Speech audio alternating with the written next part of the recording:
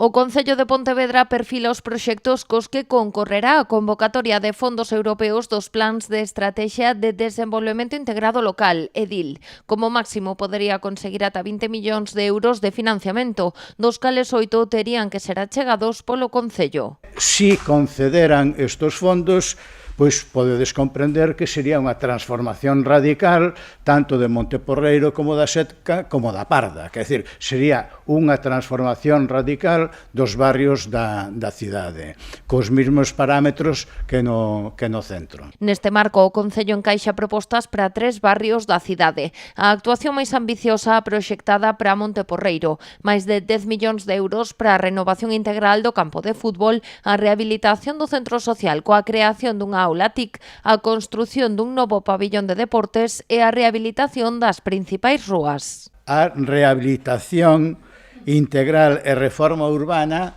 das rúas Alemania, Irlanda, Luxemburgo e Reino Unido entre Irlanda e Luxemburgo. Por que esa actuación? Porque esa rehabilitación integral nos incluiría a conexión de todos os equipamentos do barrio. Outro proxecto que o Concello quere incluir nos fondos é o do Parque da Parda.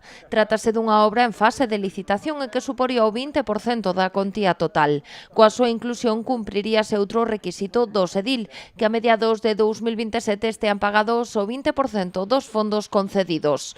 Tamén se incluiría a actuación no barrio da Seca Valdecorvos con outro 20% dos fondos. Toda esa cuberta do tren pois, iría nos mesmos términos de verde, equipamentos deportivos para poder xogar, etc. Sería facer unha gran plaza de centralidade parroquial, de centralidade de barrio, que incluiría non só a cuberta, senón tamén a entrada ao barrio da Seca.